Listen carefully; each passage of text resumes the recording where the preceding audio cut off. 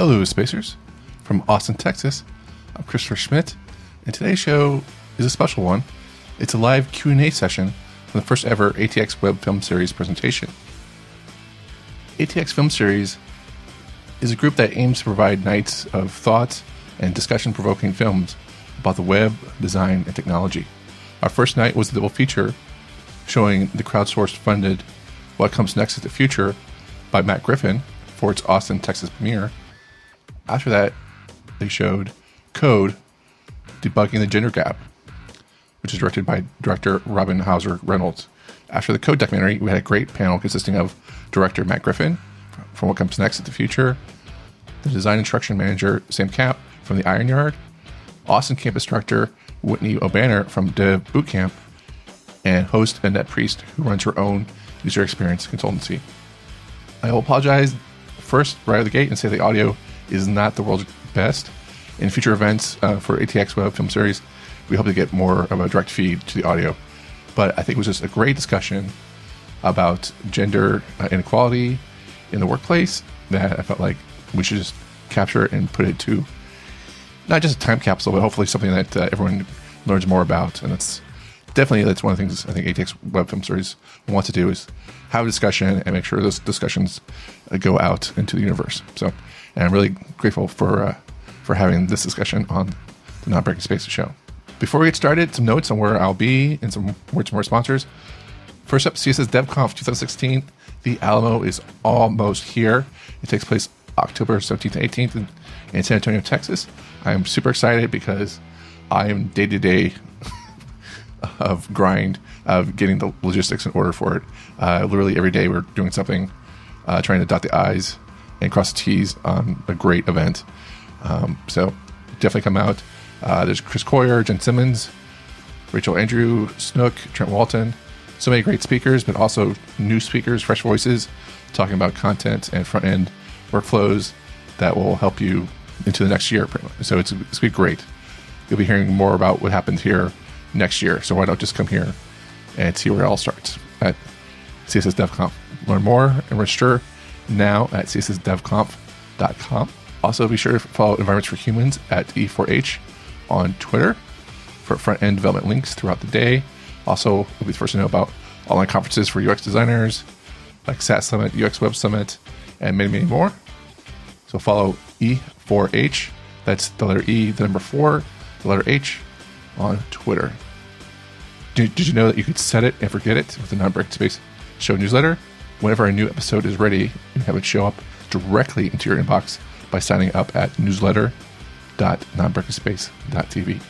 That's newsletter.nonbreakingspace.tv. You can find show notes and links discussed in today's episode at nonbreakingspace.tv.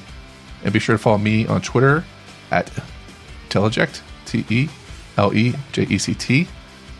As always, thank you for subscribing, commenting, and liking, and telling others about the Not Breaking Space show on iTunes. And with that, let's get on with the show. Our founder of Bearded Studios and our film director of our first feature that we saw this evening, Matt Griffin. And we have Whitney O'Banner, who is a former Apple, former Amazon, and former instructor. She is campus director of Dev Bootcamp, and Dev Bootcamp has a diversity and inclusion focus. On October 24th, they have a cohort starting in web dev, Ruby, and JavaScript. And so I would like to get some thoughts from our panelists on the movie that we just saw. So, Sam, I wanted to start with you and get some thoughts from you on how has disenfranchisement based on gender affected the students that you're seeing in your coding classes. That's a great question. And hi, everyone. I can't see you. I'm there. Well, I just have to think about that movie for a few minutes. Yeah. That was actually the first time I was seeing it, so lots of feelings about that and a lot of self-reflection and furious note-taking. I apologize to the front row who heard me like scratch away. It's kind of crazy. What I didn't expect at the Iron Yard or teaching at Texas State before that, and getting into, or I guess back into the web after taking a hiatus in 5th grade, was thinking, oh yeah, the code, that's going to be the hard stuff, the CSS stuff, the responsive stuff, that's going to be the tough stuff to teach. Not at all. It's actually sitting down with students and telling them that they can do this because they never have heard that before. That's the hard part. Whitney, do you want to weigh in on that as well? Yeah, first of all, I think the film was fantastic. I'm also still trying to process that. I was one person seeing it, and it was incredible. It struck a lot of chords with me personally. But absolutely, I cannot agree more. And that's with anything, right? Like sitting down and telling someone else that they can do something, they can achieve something, especially if you've done it and you say, hello, I'm sitting here, I'm an anecdote, I'm a personal story, right? So are you feeling like women and other minorities are needing that reinforcement or wanting that more than other folks who are coming? You know, if you've got white men in your classes, is there any behavioral difference or expectational difference? Yeah, for these underrepresented groups that we talk about, women and ethnic minorities, the stereotype threat, which they mentioned in the film, is very real. And when you're up against that, when you're up against imposter syndrome, when you're up against a lot of previous learning that they can't do something or that they're not capable of doing something, it takes a lot for them to sort of unlearn that, right, and make themselves sort of put themselves in a position to where they're capable of learning and they're able to open up to something new, like technology or like programming. Yeah. It's really interesting that we are in an industry that has an error message or a good way to write code or a better way to write code, but there's this like very black and white binary sort of, there's one right way and one wrong way, and if it's wrong, you'll get a console log error, but that's not how a lot of these conversations work. There's a lot more to it. So when you're trying to inject that into something that only has two sides of the coin, that changes the perspective a little bit. So Matt, you directed our first feature film of the evening, and I thought that you did a great job of including a lot of different voices and different perspectives. Any thoughts from you on the film that we've just seen? Well, it certainly looked like more work than the film I made. I'm thinking there's more than one person making or working on that film. I was impressed. After making a tiny film, I was like, now I watch every movie. I just want to underscore this, it's not a competition. No, not a competition. No, but now that I've made it like a tiny film, I go and watch other films, I'm like, oh man, that looks really hard. If that would have taken me 10 years. So let me give you some encouragement. Your film was really good. Okay, we thanks. enjoyed your film. Well, thanks. No, I didn't mean it in a comparative, I mean, I guess I was a comparative way, but not in a way to diminish myself. But that, yeah, I mean, it was incredibly affecting, of course. I mean, that was a, I mean, you all sat there and watched it. Right? So I guess what I'm wondering, Matt, about your creative process is, at what point or how did it occur to you to be sensitive to that, to be including other perspectives? Sure. Gosh, I mean, I guess from the beginning, it was certainly a concern. You know, so my experience before making a film was in having a business, a design business, right? And when you start a business, you don't generally have any idea what you're doing unless you started a business before, which I hadn't. So you just sort of do a lot of things without thinking about it. And for me, hiring was one of those things. I'd never hired people before. And when I started hiring people, I just hired people I knew because I had no other process for doing that. And so it's not surprising that my first hires were other white guys. You know? Those were people that I had contacts with. And then our first women hires were also just people that I knew, right? So at a certain point then, it became a conscious decision where I said that that's something that we want to do, that I realized having other perspectives is very helpful in the workplace. So I think with the film, it was a similar thing, or at least I had that knowledge from the business going into it, that I wanted to have a more balanced perspective on the film. It wasn't just people like me talking. So sometimes we hear things about the pipeline. I think our panelists are working to resolve that issue, right, by creating new coders all the time. But when those coders graduate from these programs, they are put up against often other teams that are not diverse or necessarily inclusive or sensitive to that. And we often hear about culture fit. Oh, gosh. So I invite all of our panelists to weigh in on culture fit and how you can potentially overcome that as somebody who is possibly perceived as different or other. Any strategies that you're sharing with your students? Sure, I could start probably with a little bit of a more personal side or personal experience side, which I think they touch on in the movie. That personal experience side is really what can help make the conversations more diverse, hopefully. Definitely through being a woman of color who's from outside the country, who's still here on a work visa, who came from a design background which is known to be a little bit more female-oriented, at least in like the BFA art school, in a university perspective. I think spending years of sort of apologizing to others for, well, I'm different, so I'm sorry. And going from that to sort of the other side after stepping away from being that as a student and then seeing that from the instructor perspective of, I have that opportunity to really change that. And I'm like, I'm not sorry.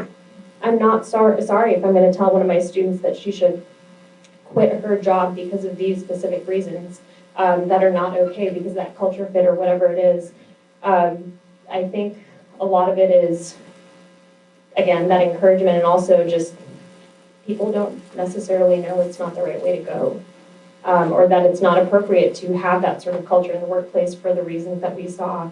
And media has a lot to do with that, right? Because I think it was in the 80s, the commercials that were like personal computer, men, business, suit and ties, that's what changed that perspective that we saw in the 50s and 60s. That same sort of thing is something we're seeing now. Jessica Jones, for example, she's a superhero who doesn't wear the tight outfit. She wears like whatever she wants to go kick butt. 2 weeks ago with Megan Smith, who's in this movie, we were with her at the White House announcing the Opportunity Project or Fund, and Carrie Beach, who's one of the developers in *Halt and Catch Fire*, which is an amazing show. She's one of two female huge fan developers on the show, and like she's the star of the show. And she was talking about how if you put the example out there, which has been hidden for such a long time, that changes the narrative. Yeah, I also want to invite everybody to take a look under the conference room table the next time you're in an important meeting at your workplace. And don't be creepy, but what I want you to look at is the shoes. If all of the shoes are the same, you do not have a diverse meeting. That's one trick. Whitney, did you have something to add? Yeah, culture fit. Culture fit was something I heard all the time in Silicon Valley, and it came with a lot of rejections from companies where I wanted to work. And you know, it's so interesting. You and I may not have the same conversations at our dinner table with our family, right? Like we have different cultural experiences. We have different networks of friends. We have different movies that we watch, music we enjoy. And to hear that you are not a culture fit for a company can be so disheartening for our graduates. For those reasons, it's what is culture fit, right? What does it mean to fit into a culture, especially when you're talking about the tech culture, which we want to diversify, which we want to make more inclusive. So at WCamp, we have 3 agreements: integrity, kindness, but one of those is whole self, and that's about bringing your whole authentic self to the program every single day. Whether that you're an introvert and really shy and you want to sit up in the corner and do your own thing, whether you're funny and fun and A-type, what you like certain films that nobody's seen before, foreign films, whatever the case, just bring all of you and be fully transparent and vulnerable around us in this safe space. And we want the graduates to lead with that and enter the industry with that. so that when they're told they're not a culture fit or they're rejected as a result, they can see that as a good thing. That's not the company for them, right? That's not where you should be. So take that no or take that rejection as a blessing in disguise. Because we sort of educated you in this 19 weeks to bring your whole authentic self, and if someone rejects that, or if they feel it's not a good fit for their company, then look at the next one. Move on to the next opportunity. So I think that's terrific. It's really important. I've tweeted a link to a study that came out in the past year that was put out by Personality and Social Psychology Bulletin in June of 2014 and updated recently. It's actually a series of 3 different studies that say some really interesting and important and provocative things too. One of the premises of the film is that women in leadership are really crucial to moving diversity forward in tech.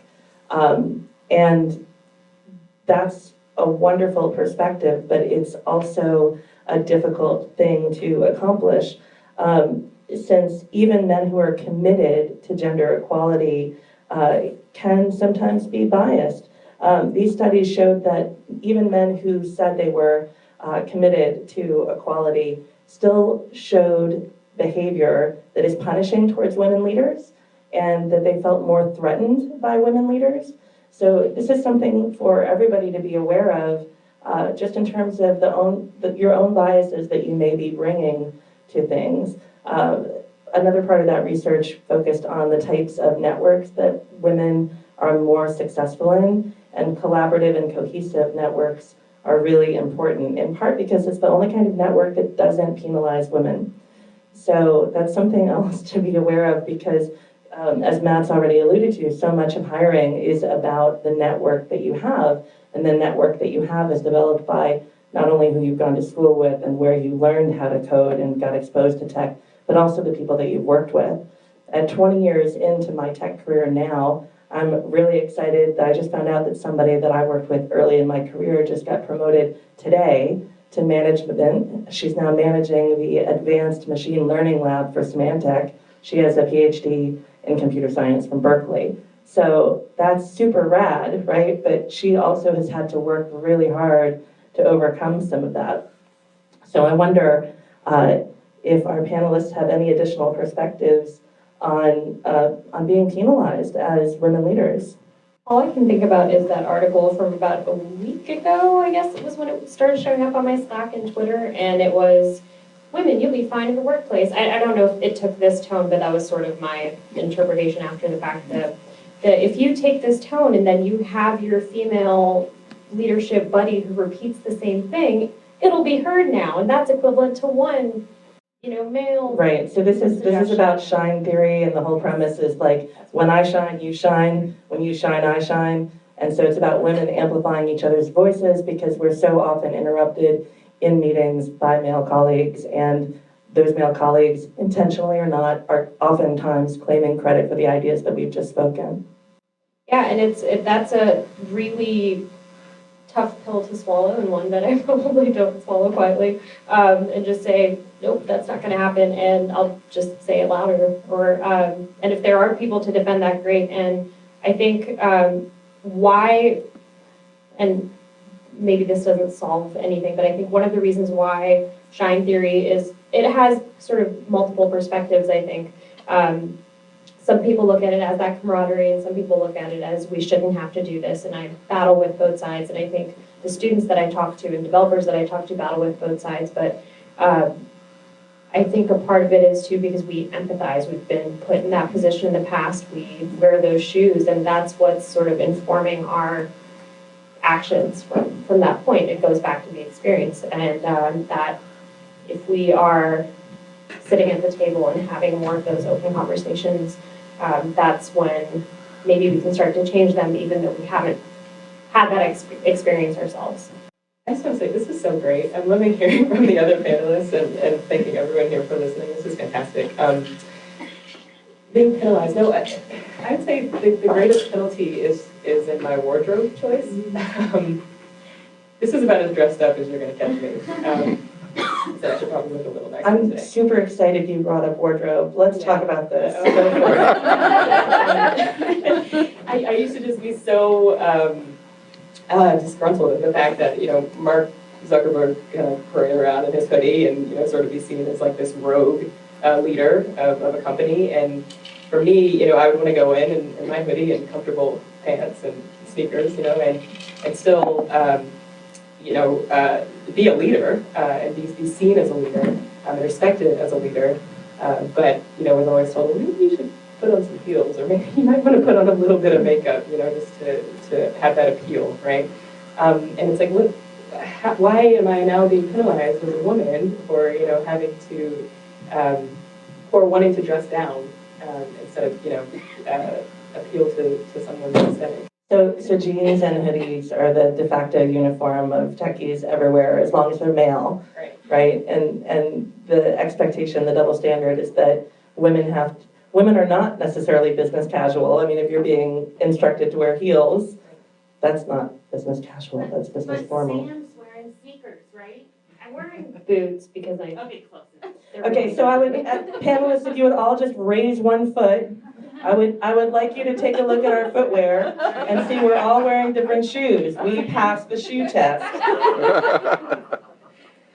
And I hope that everybody at your company and on your teams also passes the shoe test. And I hope that you start doing the shoe test. And that's one way I think that we can start changing the culture. Other ideas about changing the culture and maybe taking us away from programmer dominance? Oh man, I'd love to take us away from programmer dominance. I just, something that occurred to me about kicking over my water on microphone cable. One of my many skills is kicking over water. It's okay, I've worked with Mike, I remember I'm an audio engineer, my original training. So you won't be totally electrocuted then? No, this is like 48 volts, it's cool. It's not a big deal. Right? Phantom power, guys. It's not gonna shock anybody. It's a scary name, but it won't shock anybody. Something that occurred to me while we've all been talking about this and changing perspectives. So I mentioned like early on in the career, doing a lot of things I think we all do without really thinking about it too much because you're just trying to figure out how to get through the day at that point. And I think one of the tough things being like a white heterosexual male in an industry where you want to see change like this happening is reminding yourself that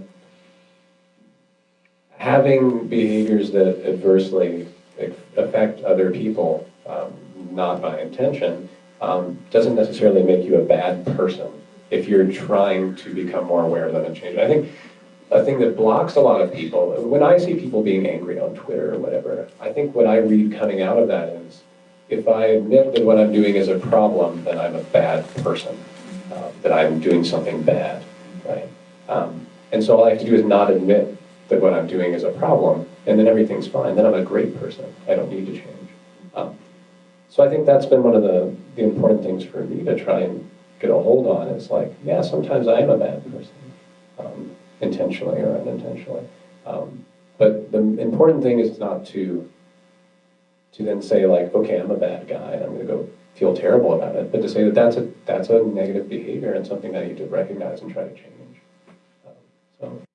Yeah, but I think admitting you have a problem is the first step, right? Yeah, That doesn't I've heard that necessarily. somewhere. Somebody said that. That doesn't necessarily have to be done publicly, No. right? Especially like you don't have to I'd rather tweet. not, You know, that's you don't okay. have to self-flagellate on No, I'd Twitter, rather do it right? privately. Because there's a whole other set of like feedback loopy sort of problems with, congratulating yourself for being terrible publicly, right? Like that just gets yucky real fast. No, I think privately is a good place to do that. Yeah. Okay. So thoughts on coming to some, have you come to any difficult awareness? Well, I think the Sorry to fact be on that- the spot No, with a it's okay. professional in front of this movie theater, but I mean, it's not often you get a white guy in front of a microphone so that he can answer these questions for you. No, that's the best trick I could come up with there. Yeah, I mean, like for hiring, for example, like early on in the business, I just kept hiring white guys, and I wasn't particularly thinking about it. can I ask, did you do a code test or any kind of thing like that? No, I'm a designer. I don't, Yeah. you know. So I It was just want to give a shout out to that, right? That the data actually very strongly supports that if you can do anything blindly, you will have a better shot of hiring based on merit than anything else, because unconscious bias is so powerful. This applies to symphony musicians, not just web developers, That's a right? great example. So assign people an ID that's random, like get your HR department or somebody else to take care of that for you, so you're not seeing that, and have a pool of applicants apply at the same time and evaluate things on their merits before you know who they are.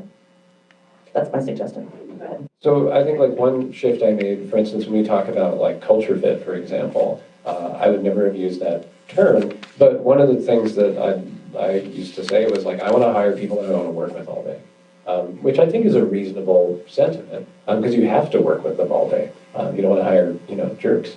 But I think what that starts leading you down, potentially if you're not thinking about it too much, is a path of like, I want to hire people that like the music I like so we can listen to the same music in the room together. Or I want to hire people that read the books I've read so that we can talk about books at lunch. I want to hire people just like me. And then that quickly turns into I'm hiring people just like me. So what I've realized is what I really need out of that statement, I want to hire people I want to work with all day, is I want to hire people that are kind to each other, or people that are support each other, or help each other solve problems together, who can contribute something meaningful to the work that we're doing, and something that we don't have right now. And that starts getting you into hiring people that may listen to totally different music, or may have a different religious or cultural background, or whatever it is. And that's what we started doing. And it meant that I hired people that I initially might not think, I want to go hang out with them at lunch. But then you do hang out with them a lot. And then your worldview broadens, And then your worldview grows. we're all much better for it, I think. And what I've also found is that the work got a lot better. So say more about that. What about the work got better? When you don't have a bunch of people working from the exact same perspective and background, people who have grown up doing the same things and reading and listening to and solving the same sort of problems and playing the same video games and seeing the same outcomes, you tend to get ideas for solving problems that are different in a room. You get more competing ideas. So like when we do a lot of user experience work, so when we're talking about trying to solve a user experience problem in a helpful way, getting people that are bringing different perspectives and coming up with different competing ideas and letting those sort of battle it out in the room is great. I mean, we get much more innovative, I think, and interesting solutions out of competing perspectives. It kind of goes back to what your movie talks about a little bit when we think about the W3C, everything that responsive images group had to do, and all that sort of stuff. Even accessibility as this idea of like everything in the web should have this. It started as this like it doesn't exist, but someone brought it up. Then we should have a conversation with it. We should stretch this out as far as we can, and then we scale back to the reasonable. This is the way to operate in that area, and that's exactly sort of, I hope, what will be what happens with this conversation of we are stretching it past, like we've done the recognizing of the problem side, and then the next part is putting those things in place, the polyfills, if you will, and other stuff, and then eventually building standards in for that. So before we take any questions from the audience, I wanted to get Whitney's perspective on retention. So the film that we just saw was citing a statistic that says that 41% of women will leave tech at the 10-year mark, compared with 17% of men at the same point. Any thoughts on how we can keep women in the workforce once they're in tech? So once we've made the pipeline problem irrelevant, they're already there, how do we keep them? Your response, such a chicken and egg problem, right? We need more women there, keep more women there. But we're in such an interesting time right now, right? Like this is a hot topic, diversity and inclusion, how we keep women in tech. And I see this transformation happening. I take a step back and look at the big picture. And I think we're already doing things to sort of combat that by opening up the conversation about it in the first place, by having this very panel and watching films like these. That's already changing the climate. To speak from a personal story, I left tech. I was one of those women, and I didn't hit the 10-year mark in my career. I hit the 3-year mark in my career, and I said, okay, I've had enough of this. I can't hang anymore. I can't Can I ask, Whitney, was it the constantly having to justify your existence? Oh, totally. At conferences, at beer bashes, at, the social events that we have on campus all the time, getting the question of if I was the marketing girl, if I was an intern, or, it became exhausting. The day-to-day became exhausting. And as it was mentioned in the film, it's not the one comment or the two comments, it's the death by 1,000 cuts, right? And so, yeah, I left, but now it's so interesting, my perspective as campus director. I have the coolest job in the world, by the way, and I found a way to sort of scale my influence and reach and touch more women who are like me. I see myself in them before they even enter the industry, or maybe they've been in the industry and taken a step out. And it's so great to be able to speak from personal experience and give them that sort of push and that encouragement to stay. And the only thing I can think of that's really most encouraging right now is really showing them how things are changing, right? Like going into class tomorrow and telling them that I spoke on a panel about what it's like, to be a woman in technology and watching these amazing films the night prior, right? I get to share that experience with them and say, well, people are having these conversations. This is being talked about and this is being worked on actively. So things are changing, but you must be present for that change to happen. You have to stay. You have to stake your claim for that to happen. I talk about that a lot when I approach my personal story. It's enough to just show up, right? Show up at the door, show up at the table, and that's what I ask of our women students: to show up, be present, right, and help create this change for other people coming after you. Yeah, and I think for the women who are already there in the workforce, they just have to keep showing up. Yeah, even though that can be hard. Okay, so if we have any questions at all from the audience, yes, could you stand up and, yeah. Hi, I'm Cindy Royal, and I teach Texas State University. I've got a couple students with me here tonight. And one of the things that the movie talked about and emphasized, and a lot of research studies emphasize, are the percentage of women in computer science programs. But you're seeing that, you taught students in a comm design program coding. You're obviously teaching all kinds of students in your boot camp. So it's not just the computer science pipeline that we're talking about. And right now I'm teaching a class in mass comm coding for communicators, 15 students, 14 are women. So I think there are other paths to reaching out and finding women and making coding like a relevant skill for them in the context in which they're already existing, and not really putting so much emphasis on getting people into computer science. So Yeah. I don't know what your thoughts on that. Well, my question to you is, that's a communication class, yes? It's called coding and data skills for communicators. Coding and data skills for communicators. Mhm. And do you find that just by framing it as communication or communicators is something that helps broaden the appeal or make it less intimidating? It is because that's the nature of our department, is that we have 60 to 70% females in the department as students. And so by offering in that department where women are already congregating for the reasons that they You have a critical mass. We have a critical mass, and we do it in a storytelling context. I think the context is also important as well as the critical mass. Great. Anybody want to weigh in, comments on that? I think one of the interesting things, and we were talking about this with the computer science department there, they had that, the exact problems that we hear about. They go from maybe less than 25% females in freshman year to maybe 1 in a senior class. And there is that sort of not staying in, and there's an environment that's created that they don't necessarily feel that way. We have to obviously change that dynamic and put more examples out there that do sort of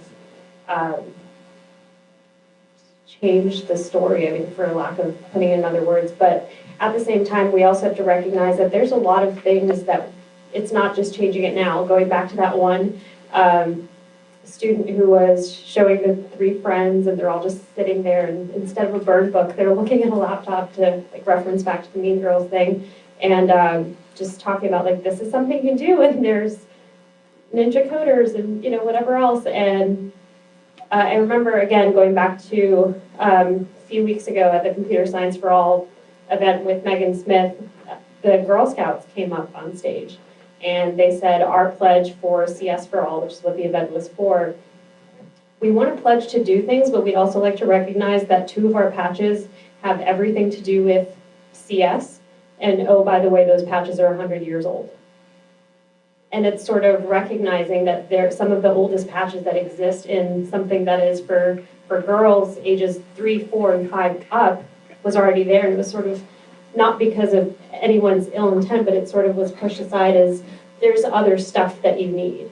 And to be able to bring that back, and then also hear the Girl Scouts say, like, we're going to go to every city and pledge that every single Girl Scout has CS skills, or that we're highlighting the STEM skills or STEAM skills, however you want to look at it. That's the type of stuff that needs to happen more of. And they've openly said that, and then they asked for help.